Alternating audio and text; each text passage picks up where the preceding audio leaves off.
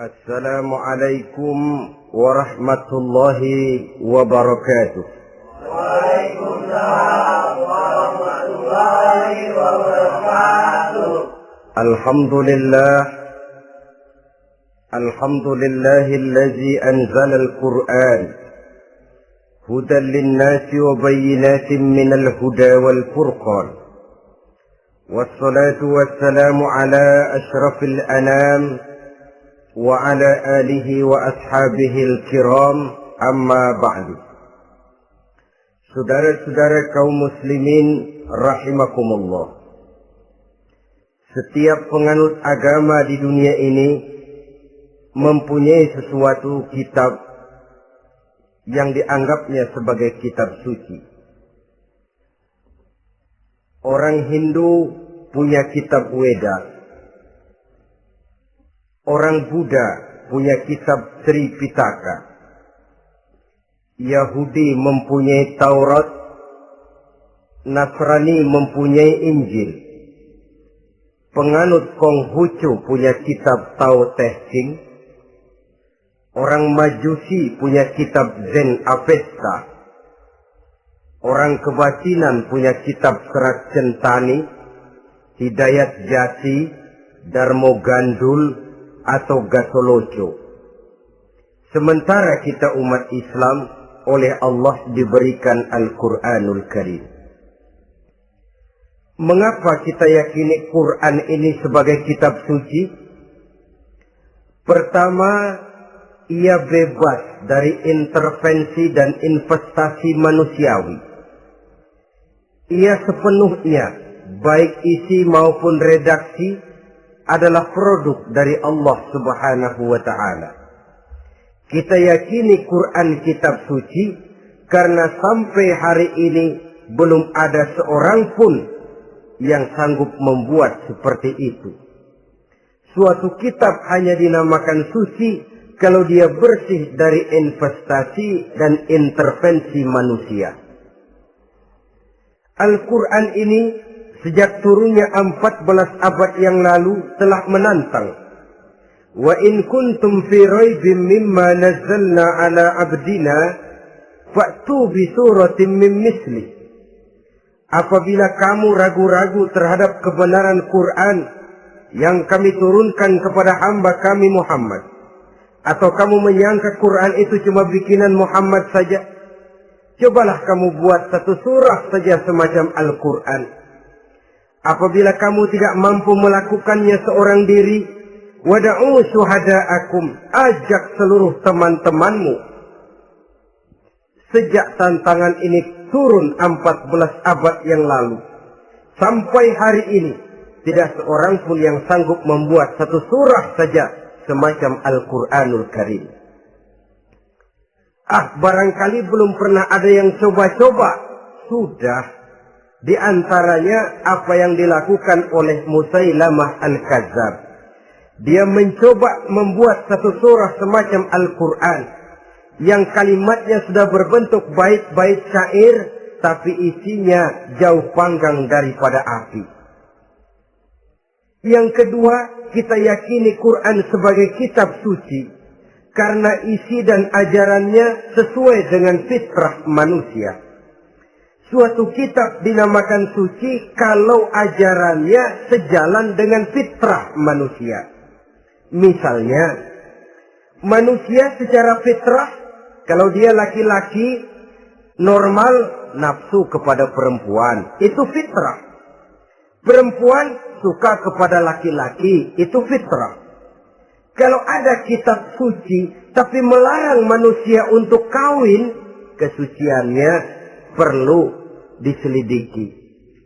Quran kitab suci sejalan dengan fitrah manusia, maka ia menganjurkan manusia yang mampu untuk melangsungkan perkawinan. Contoh lain, secara fitrah manusia perlu makan. Kalau ada kitab suci yang melarang manusia puasa saja siang malam terus menerus, itu kan sama juga nyuruh orang mati. Quran sesuai dengan fitrah manusia. Maka dalam Islam puasa wisol, puasa ngableng, apa itu istilahnya, puasa nyambung, Dari pagi sampai sore, sampai malam, sampai pagi lagi puasa terus. Bukan saja tidak boleh, malah haram hukumnya. Kenapa? Itu bertentangan dengan fitrah manusia. Yang ketiga, kita yakini Quran sebagai kitab suci karena isinya tidak kontroversial. Isinya tidak saling bertentangan satu sama lain. Di ayat manapun, Quran mengajarkan Allah itu Esa. Satu kali dia berkata haram, dia akan tetap berkata haram. Isinya tidak kontroversial. Sebab kalau ada kitab suci, di satu pihak mengajarkan Tuhan Esa, di lain ayat mengajarkan Tuhan 3, di lain ayat lagi mengajarkan Tuhan 4, kitab kacau namanya. Bagaimana suatu kitab bernama suci kalau isinya kontroversial satu dengan lainnya? Dari 3 kriteria inilah kita yakini Quran sebagai kitab suci. Masalah yang akan kita bicarakan pada pertemuan kita kali ini, bagaimana sikap kita terhadap Al-Quranul Karim sebagai kitab suci. Berangkat dari sebuah hadis di mana Rasulullah Sallallahu Alaihi Wasallam pernah memberikan tawaran.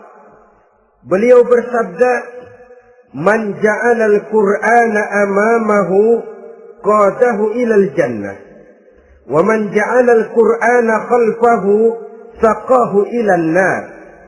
Siapa yang menjadikan Quran sebagai imam, maka Quran akan membimbing dia ke dalam surga. Tetapi siapa yang menjadikan Quran sebagai makmum, maka Quran akan mendorong dia ke dalam neraka. Pilihan terserah kita.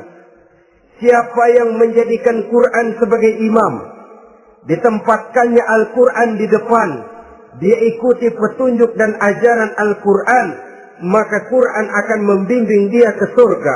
Surga dunia, lebih-lebih lagi surga akhirat.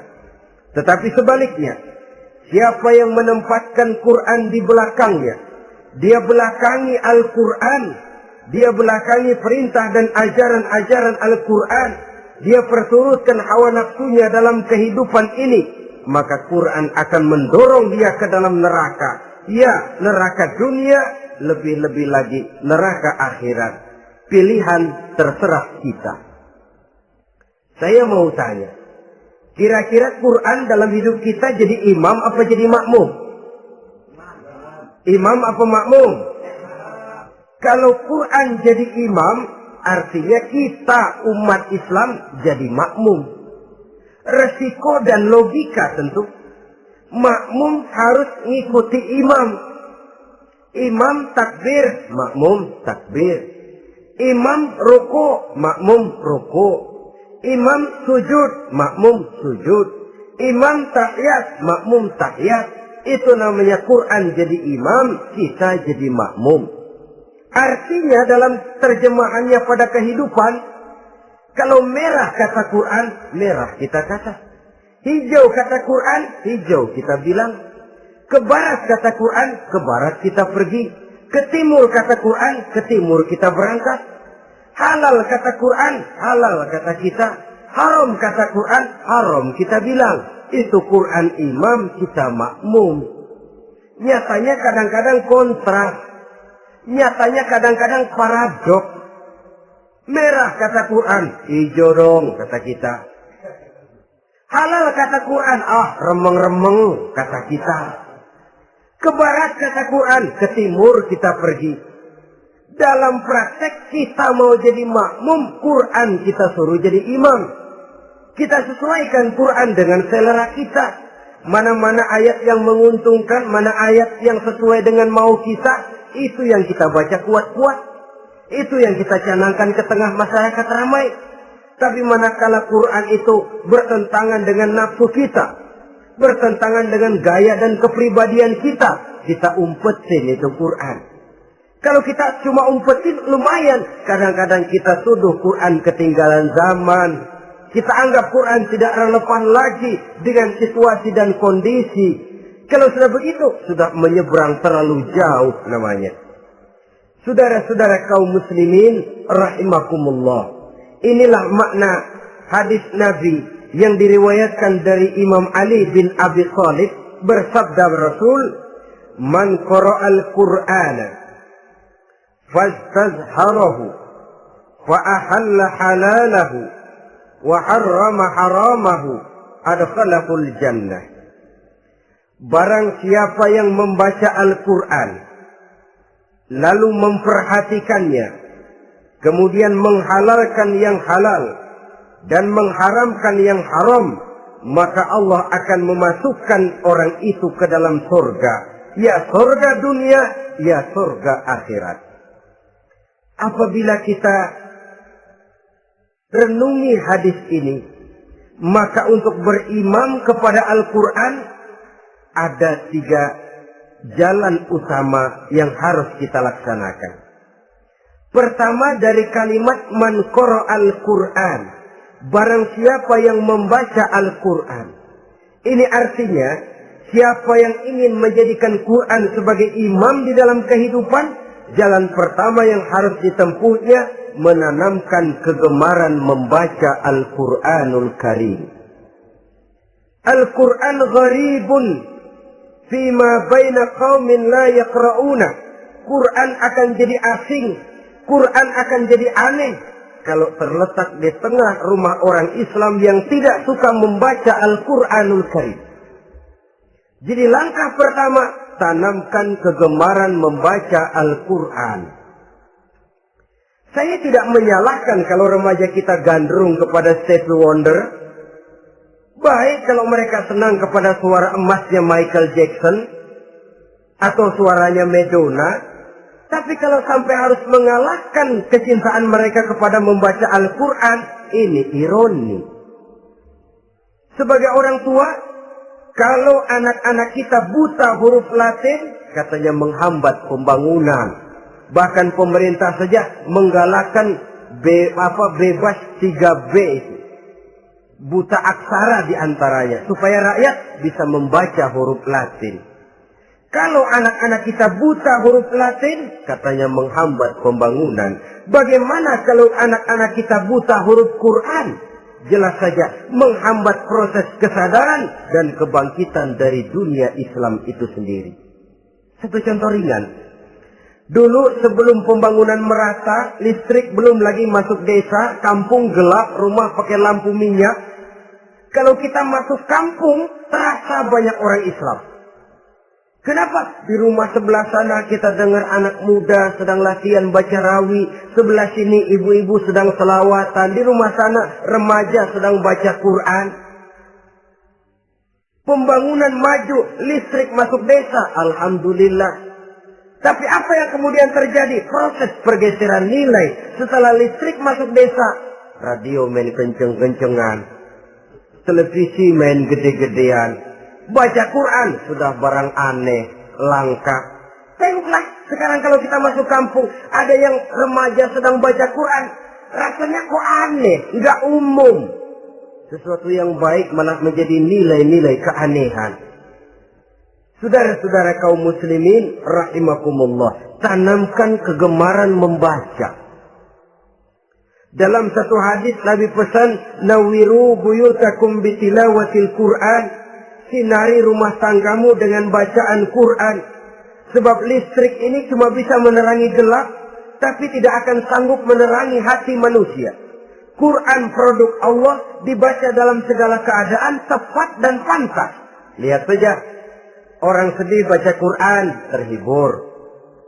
Orang gembira baca Quran, tidak lupa diri. Di rumah mewah ada yang baca Quran, bagus.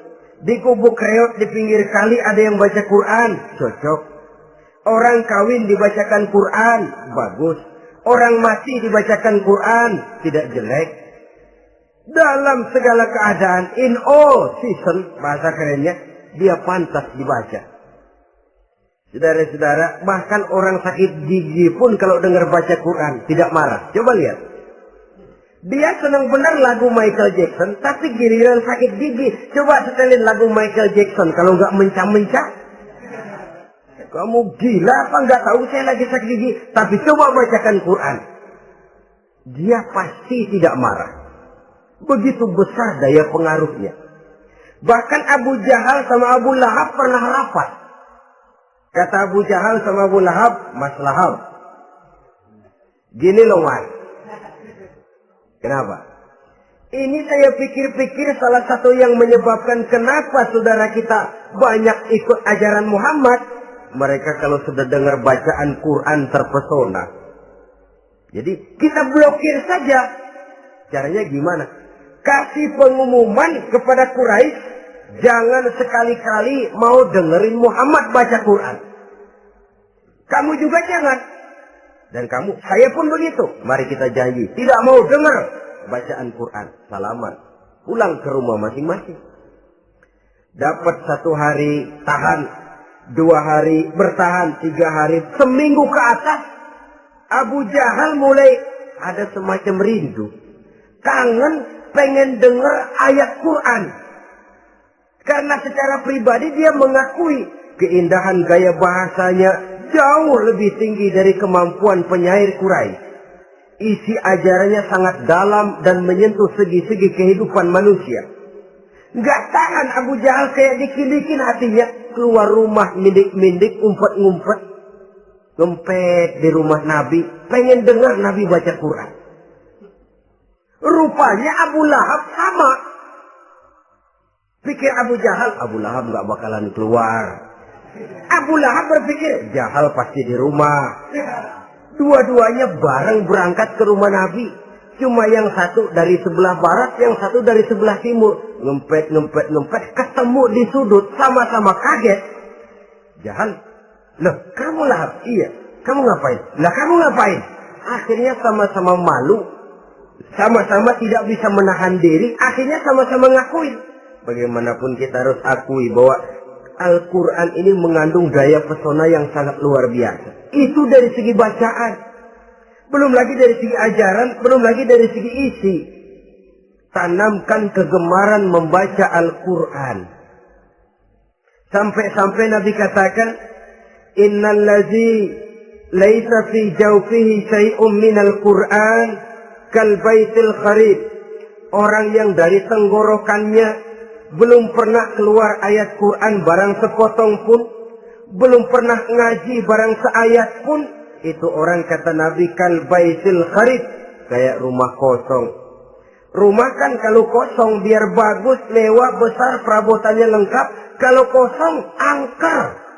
Setan kuntilanak memedi, betah benar di situ. Saudara-saudara kaum muslimin rahimakumullah.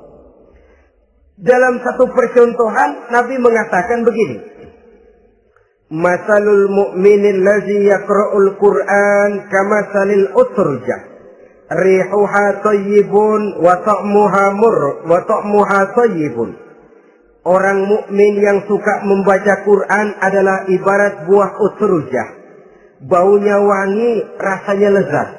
Kira-kira kalau di negeri kita buah apa utrujah ini? Semacam jeruk yang manis lah. Sudah baunya wangi, rasanya enak. Itu buah itu. Orang mukmin yang suka baca Quran kayak buah itu. Baunya wangi, rasanya enak. Artinya syiarnya hidup, isinya memang orang mukmin. Sebaliknya, wa masalul mu'minil ladzi la yaqra'ul Qur'an kamasalit tamrah la riha laha wa ta'muha hulwun. Orang mukmin yang tidak suka baca Quran kayak korma. Rasanya emang manis, cuman kagak ada baunya. Artinya apa? Syiarnya kurang. Kalau orang belum tapi kenal kan kagak mau makan korma. Kenapa? Nggak ada baunya. Daya tariknya kurang, walaupun rasanya enak. Kalau daya tariknya nggak ada, kan nggak ada iklannya, tidak ada syiarnya. Itu orang mukmin yang tidak suka membaca Quran. Ibarat buah, nggak ada baunya, walaupun rasanya enak. Orang kurang tergerak, kurang syiar, kurang daya tarik.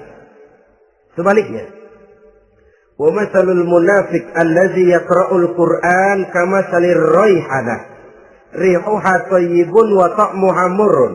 Orang munafik yang suka baca Quran seperti buah raihanah. Apa itu?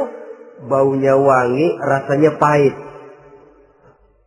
Orang munafik baca Quran kayak buah itu. Baunya sih enak, cuman rasanya pahit. Ya munafik baca Quran.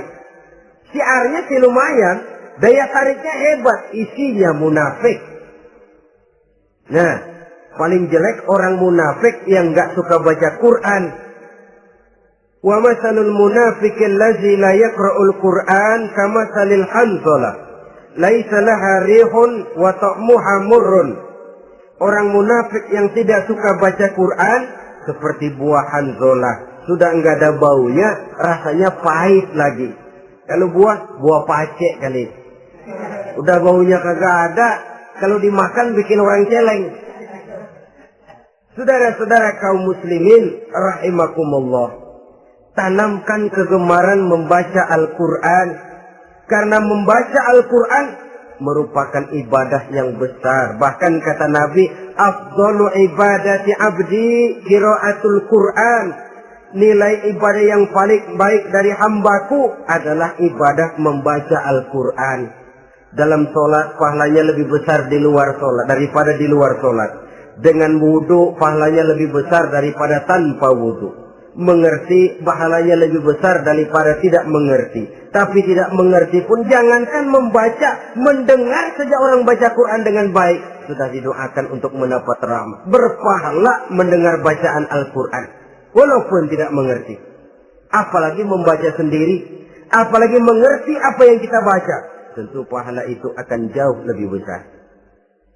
Ini yang pertama, tanamkan kegemaran membaca Al-Quranul Karim. Yang kedua, dalam hadis tadi, fastazharuhu, man qara'al Qur'ana fastazharuhu. Siapa yang membaca Al-Quran kemudian memperhatikannya.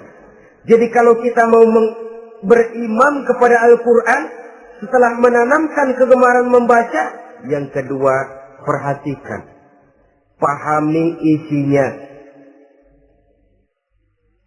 Jangan seperti monyet pakai mahkota, ketawa girang, cengengesan, tapi dia tidak tahu arti kebesaran mahkota yang disandangnya itu.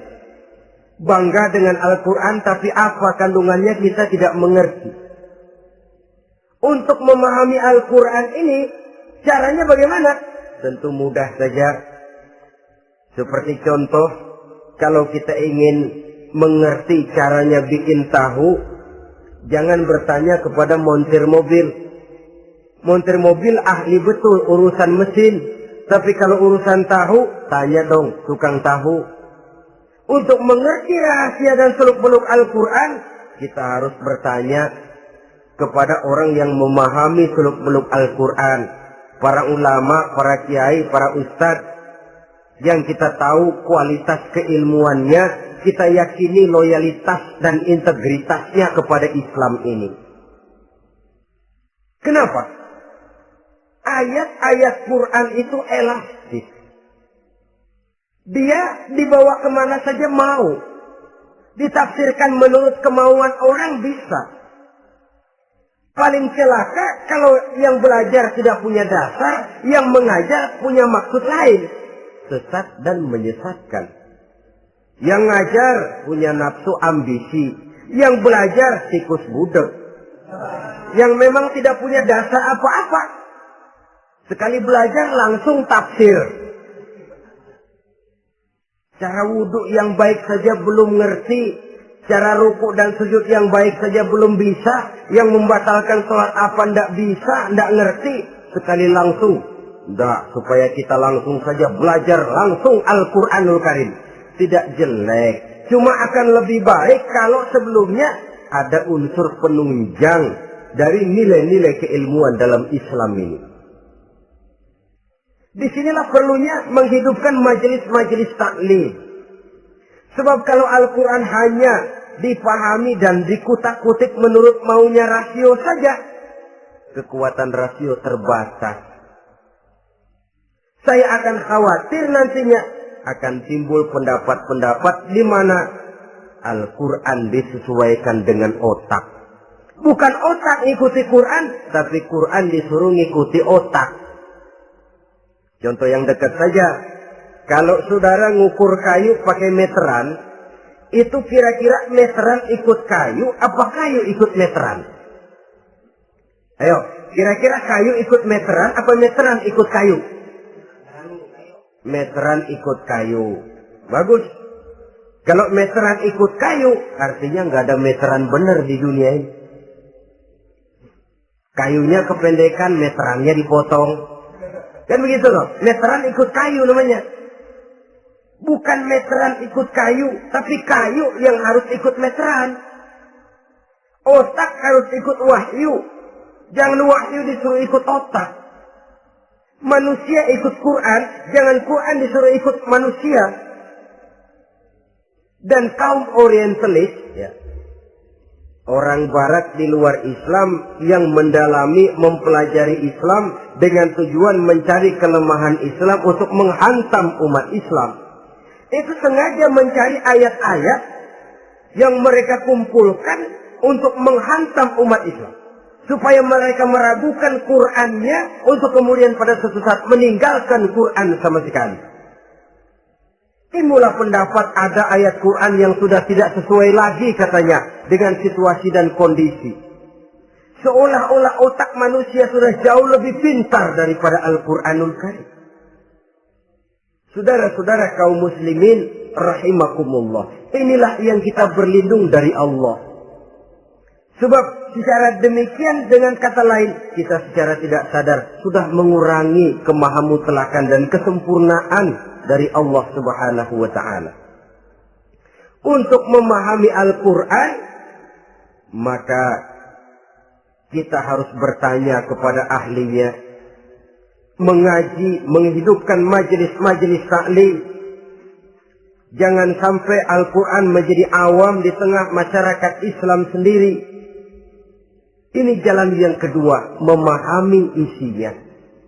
Sehingga dengan demikian, manakala Al-Quran dibacakan orang, pemikiran kita tidak lagi terpusat kepada kemerduan suara orang yang membaca, tapi tertuju kepada isi yang dikandungnya.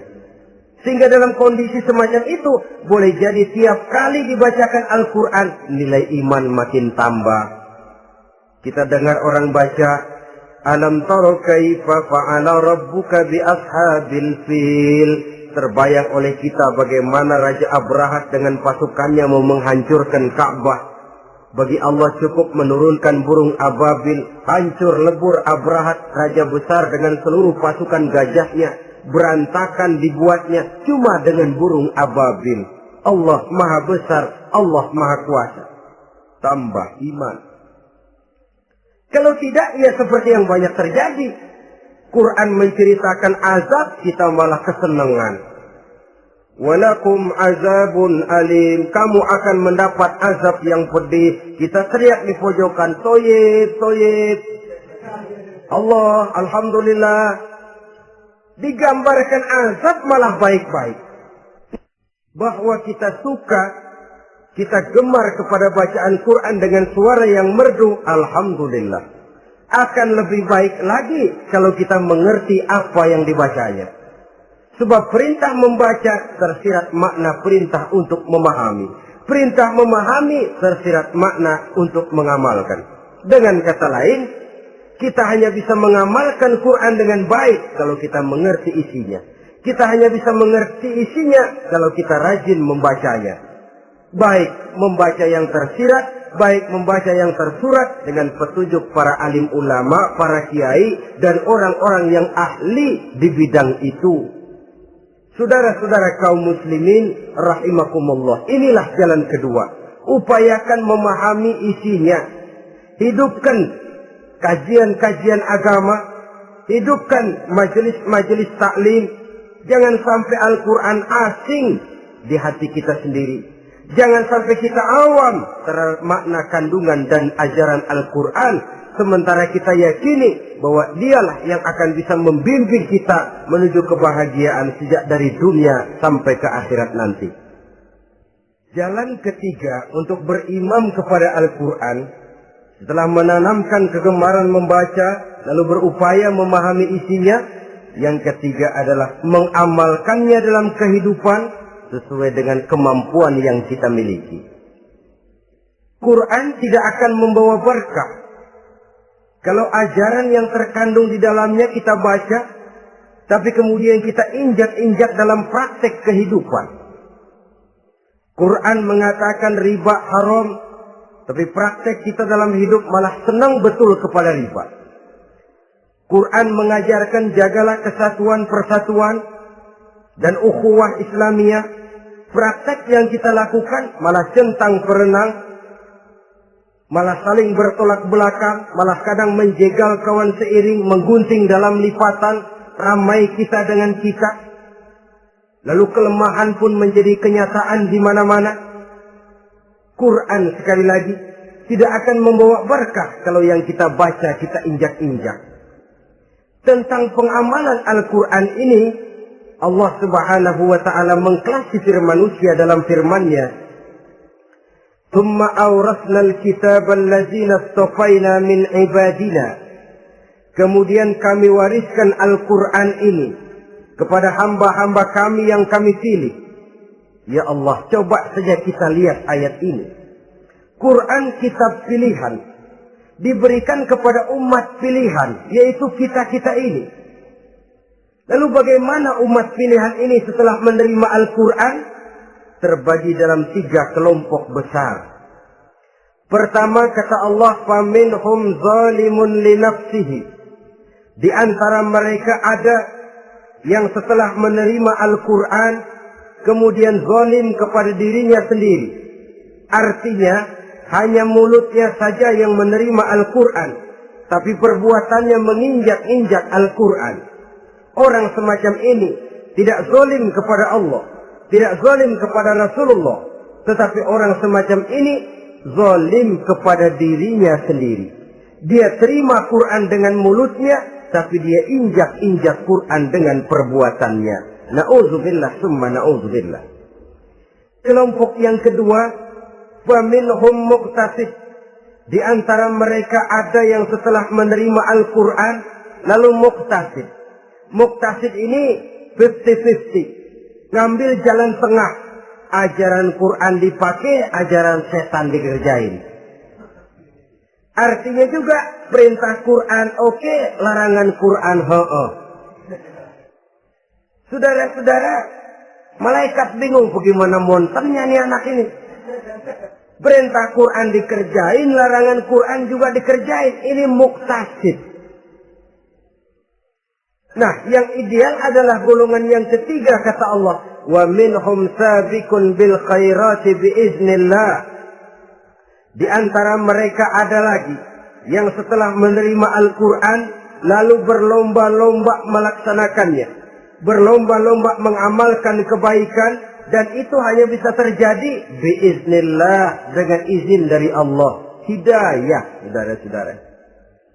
Berapa banyak orang yang mengerti Quran, tapi hidupnya jauh dari cahaya Quran. Berapa banyak orang yang ahli Quran, tapi cahaya Quran tidak menerangi kehidupannya. Berapa banyak orang yang ahli hukum, tapi bikin bingung masyarakat dengan fatwanya. Saudara-saudara kaum muslimin, kenapa bisa terjadi? Itu tidak ada hidayah, tidak biiznillah, tidak ada izin dari Allah. Maka bisa membaca Quran, alhamdulillah. Bisa memahaminya, kita bersyukur kehadirat Allah. Lebih penting dari itu, kita mohon hidayah agar bisa mengamalkannya sesuai dengan kemampuan kita. Saudara-saudara kaum muslimin rahimakumullah. Mana yang lebih banyak di zaman kita sekarang ini? Kita bisa analisa. Ada yang menerima Quran hanya dengan mulutnya saja. Kalau ditanya, Tuhanmu siapa? Allah. Kiblatmu mana? Ka'bah. Saudaramu siapa? Umat Islam. Kitab sucimu apa? Quran. Kamu bisa baca? Enggak. Ya, kalau cuma enggak bisa baca, barangkali kadang-kadang Quran saja pun tidak punya. Ini yang ironi, ini yang menyedihkan. Saudara-saudara kaum muslimin rahimakumullah. Tanpa melaksanakan konsepsi Al-Quran di dalam kehidupan, maka kesenangan kita membacanya, pengertian kita tentang Al-Quran barangkali tidak akan bisa berbuat terlalu banyak di dalam kehidupan. Maka sekarang ini sudah ada terjemahan Quran dalam bahasa Indonesia, dalam bahasa daerah, dalam bahasa Inggris, Belanda, bahkan Jerman, yang masih harus terus dan selalu ditingkatkan terjemahan Quran di dalam kehidupan. Dengan kata lain, kita umat Islam menunggal dengan Quran kita. Jangan cuma jadi kebanggaan Islam tinggi, tidak ada yang lebih tinggi dari Islam. Quran kitab suci, tidak ada yang bisa menandinginya. Qurannya, tapi umatnya, kadang-kadang kita ini jauh panggang daripada api. Kita bersyukur musabaqah tilawatil Quran dihidupkan dengan biaya bermiliar rupiah, sejak dari tingkat kelurahan, kecamatan, wali kota, provinsi, sampai kepada tingkat nasional, untuk menanamkan kegemaran membaca Quran. Setelah itu, hendaknya diadakan peningkatan dengan upaya memahaminya. Sehingga pada suatu saat, boleh kita adakan musabaqah pengamalan Quran. Hadiahnya sudah langsung dari Allah sendiri. Ini yang kita perlu berlomba mengamalkan ajaran Quran. Sabiqun bil khairat, berlomba mengamalkan ajaran-ajaran Al-Quranul Karim. Nah, oleh karena Al-Quran ini dalam bentuknya yang umum kadang-kadang hanya menjelaskan satu persoalan secara global, kita memerlukan tuntunan sunnah dari Rasulullah Sallallahu Alaihi Wasallam. Umpamanya, Quran hanya mengajarkan aqimis sholat, dirikan sholat. Caranya bagaimana? Tidak ada cara sholat dalam Quran. Dari mana kita tahu cara sholat? Dari sunnah. Itu sebabnya selain Al-Quran sebagai sumber utama, kita memerlukan sunnah. Bahwa sholat pakai takbiratul ihram di Quran tidak ada.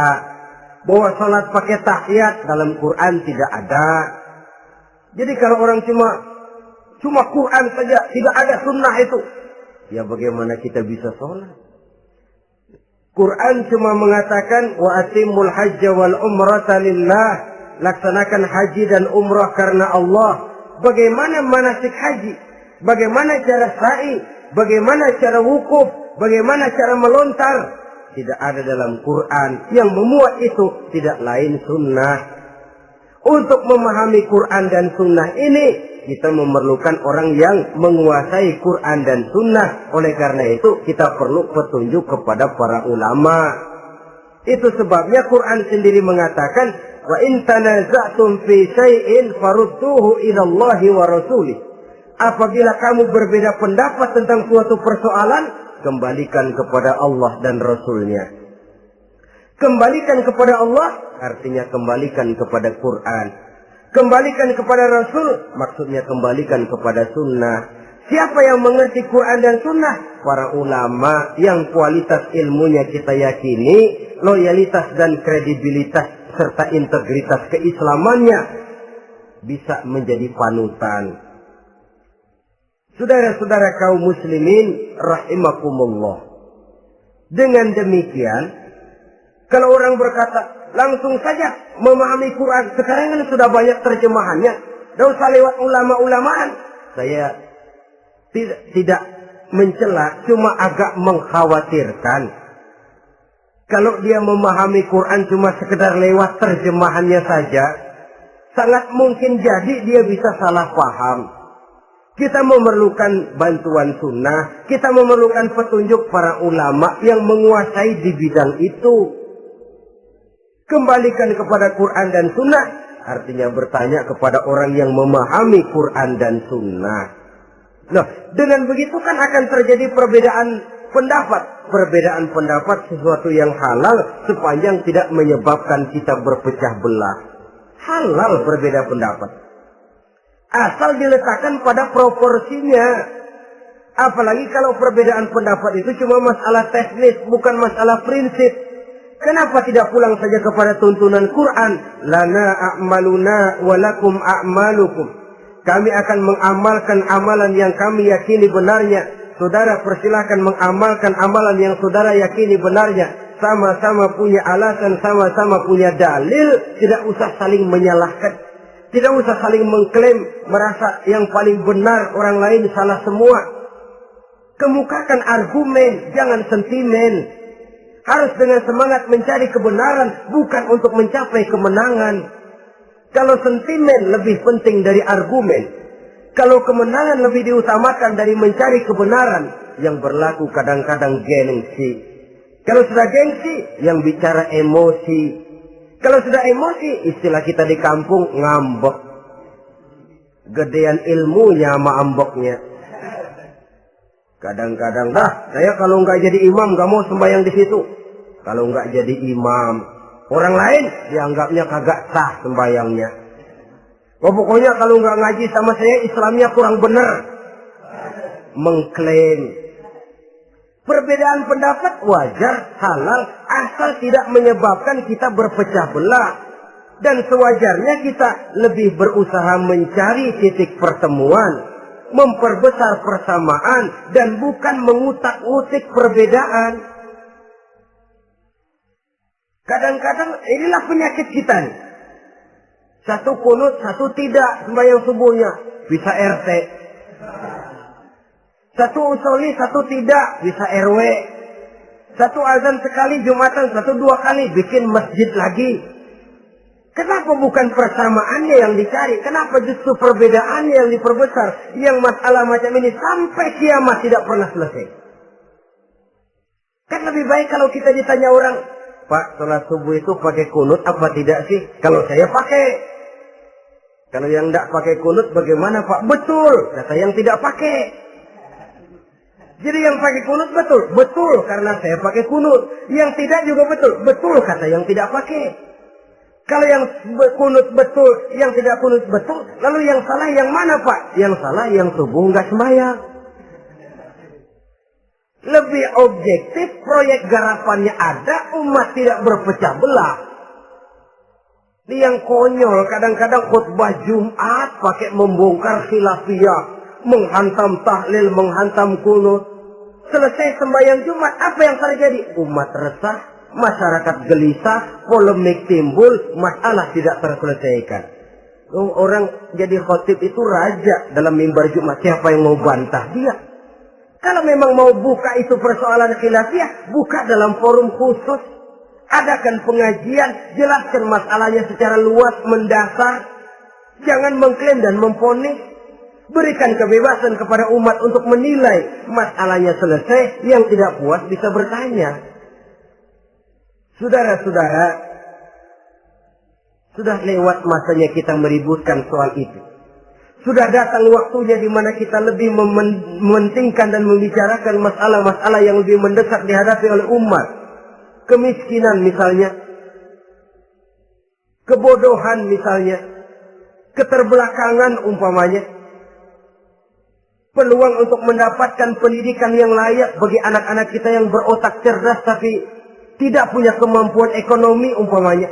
Itu akan lebih objektif ketimbang kita membicarakan masalah-masalah yang sampai kiamat tidak akan pernah selesai. Yang hanya akan menyebabkan kita menjadi lemah, persatuan koyak, solidaritas sosial lalu menurun, saling curiga menjadi tumbuh karenanya, dan pada akhirnya kita tidak akan pernah bisa berbuat banyak. Untung kalau tidak menjadi tertawaan bagi orang yang berdiri di luar pagar. Saudara-saudara kaum muslimin rahimakumullah. Sekali lagi, Al-Quran tidak akan membawa berkah kalau yang kita baca, kita injak-injak. Oleh karenanya, untuk berimam kepada Quran ini, sekali lagi pertama, tanamkan kegemaran membaca. Yang kedua, upayakan memahami isinya melalui bimbingan orang yang ahli bidang itu. Yang ketiga, amalkan sesuai dengan kemampuan. Sebab itu ada prinsip, kalau isi suatu hadis nampaknya bertentangan dengan otak, kesohihan hadis itu boleh diperiksa. Tapi kalau ayat Quran nampaknya bertentangan dengan otak, otaknya yang harus diperiksa. Jangan Qur'annya lalu disesuaikan dengan otak. Sebab kalau kita sudah berani berteori, ada ayat Quran yang tidak sesuai dengan keadaan. Ayat yang mana? Yang ini. Tahun depan tambah lagi. Tahun depan tambah lagi. Makin lama makin habis Al-Quran itu. Yang perlu diperbarui cara kita memahami Quran. Bukan dengan mengemukakan teori ayat Quran kehilangan relevansi. Cara kita memahami barangkali yang kurang relevan. Dalam situasi, dalam konteksnya dengan situasi dan kondisi. Jangan lupa, Al-Quran ini kan untuk semua umur. Dia bisa dipahami secara filosofis, dia bisa dipahami dengan kacamata orang awam. Tingkat kemampuan berpikir orang tidak semuanya sama. Kalau semua orang kita mau ajak berfilsafat, merenung dalam-dalam, menerawang tinggi-tinggi, ialah buat mereka yang terjangkau oleh perguruan tinggi. Tapi buat saudara-saudara kita, pedagang-pedagang kecil, petani di desa-desa terpencil, remaja-remaja yang jauh dari sentuhan teknologi canggih, sanggupkah mereka berpikir filosofis? Sementara mereka merupakan bagian terbesar dari kondisi umat ini.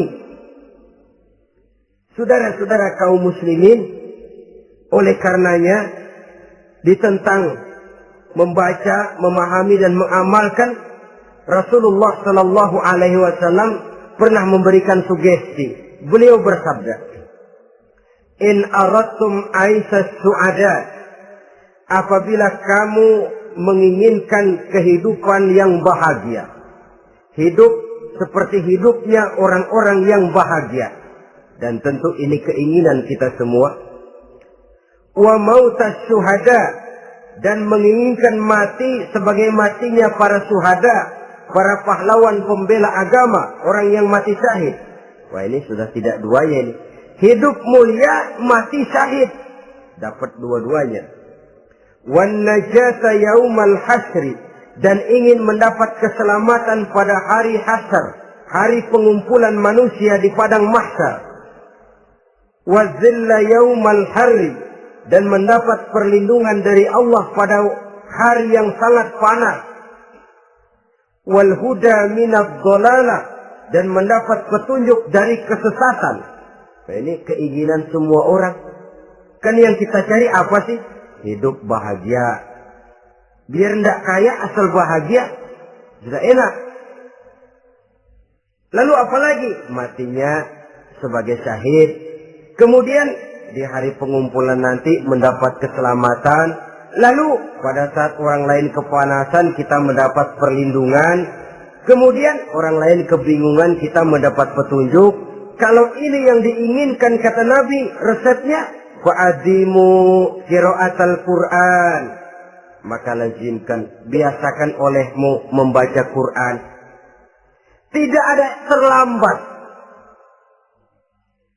Idealnya memang dari kecil, sebab lidah kalau sudah kaku berat. Disuruh baca innallaha laghaniyun hamid. Lidahnya berat. Innallaha lampuniyun hamid. Lampuniyun. Laghaniyun jadi lampuniyun. Lidah itu kalau sudah berat ya memang berat. Disuruh baca ya bani Israel. Lidahnya berat. Ya bini Siroil. Jadi ya bini Siroil. Saudara-saudara, idealnya memang dibiasakan dari kecil supaya lidah itu ringan. Kalau tidak ada istilah terlambat. Saya malu Pak, belajar alif-alifan udah gede. Ya jangan alif-alifan, alif beneran. Alif-alifan kapan bisa ya? Alif beneran yang dipelajari. Tidak ada istilah terlambat, tidak ada istilah malu untuk belajar Al-Quran ini. Saudara-saudara kaum muslimin rahimakumullah. Ini sugesti untuk menanamkan kegemaran membaca. Lalu sugesti untuk memahaminya. Tentu banyak ayat, banyak hadis. Mengapa tidak di antara kamu sekelompok orang yang berangkat untuk memperdalam, memahami agama.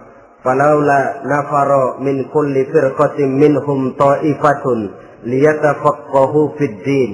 Di tengah kelompok orang yang berangkat belajar teknologi canggih, di tengah grup orang yang mendalami ekonomi, di tengah kelompok orang yang membidangi hukum, di tengah kelompok orang yang sibuk meneliti ilmu-ilmu kedokteran, mengapa tidak ada kelompok orang yang secara takhasus liyatafaqahu fid din, mendalami agama ini, mendalami Quran ini, harus ada.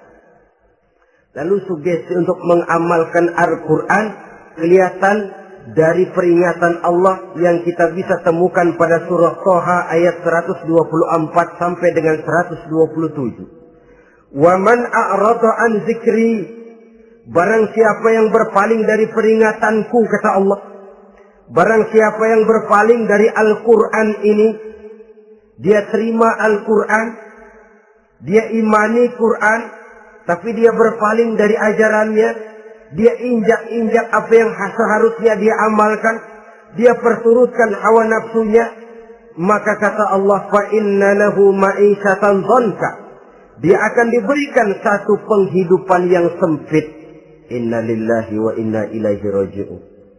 Diberikan hidup yang sempit. Kalau hidup sudah terasa sempit, bagaimanapun luasnya rumah, sempit.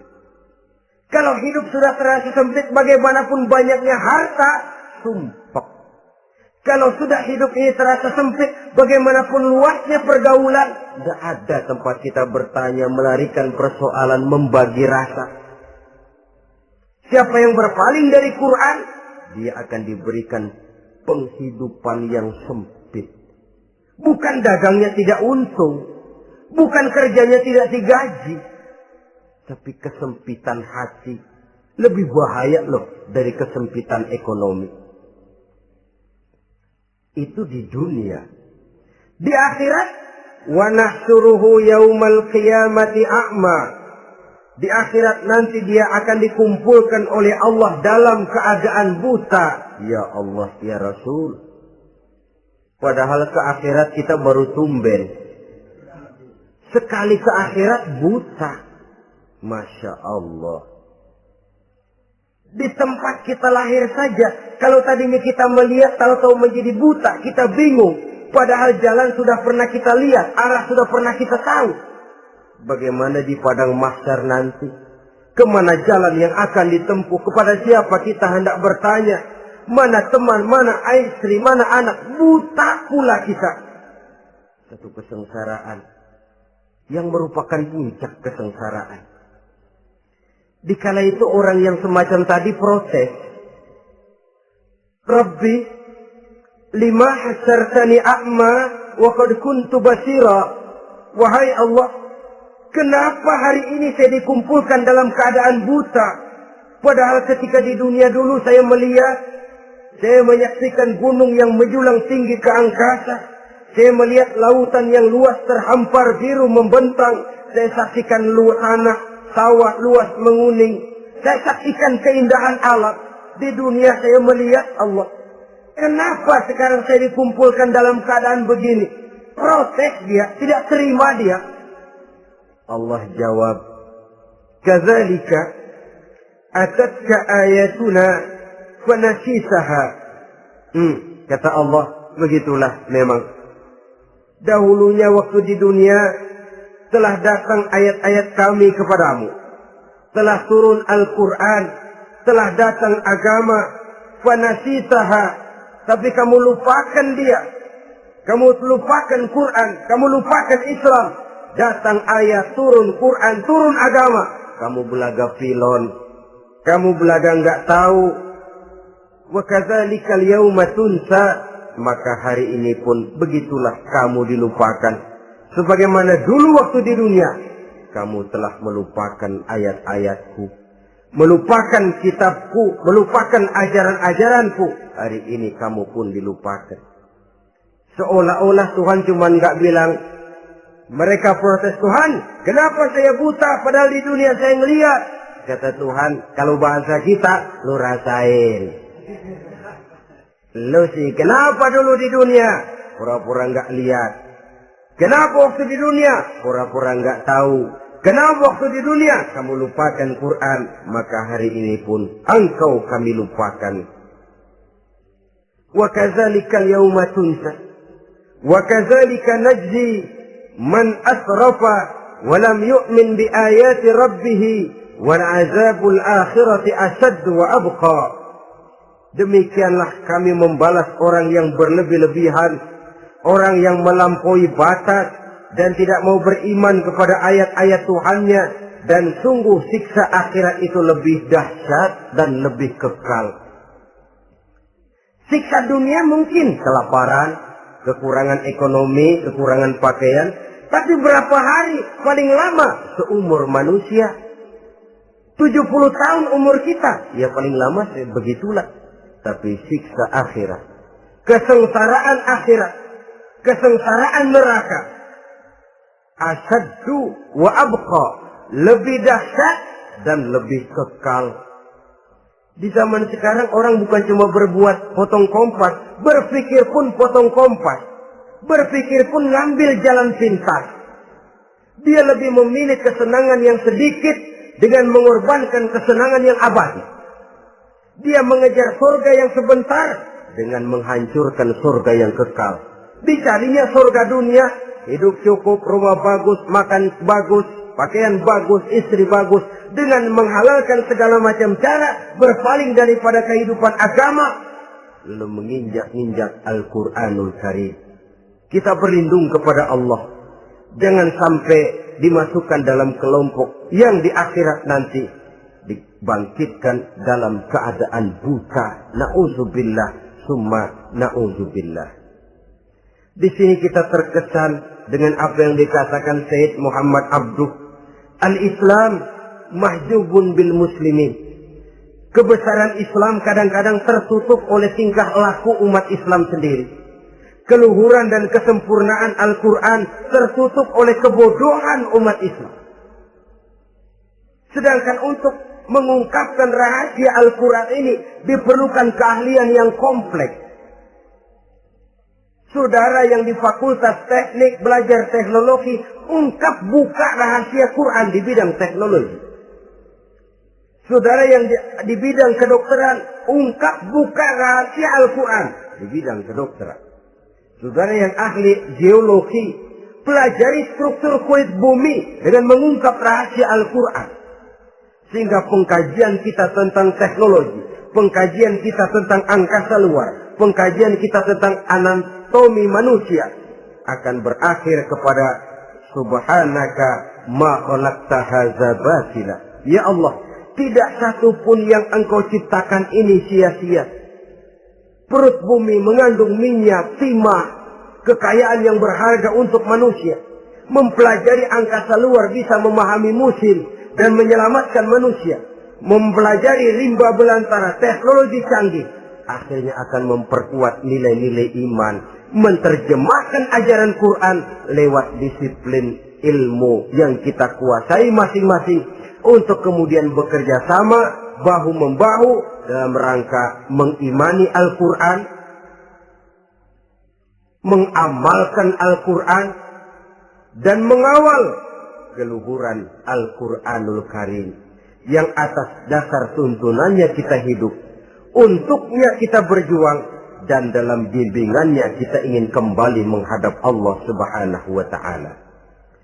Inilah pertemuan yang singkat ini. Mudah-mudahan kita diberikan kekuatan oleh Allah untuk berimam kepada Al-Quran, menjadikannya sebagai pedoman utama di dalam kehidupan kita. Terima kasih atas segala perhatian. Mohon maaf atas segala kekurangan. Usikum wa nafsi bitaqwallah. Wassalamualaikum warahmatullahi wabarakatuh.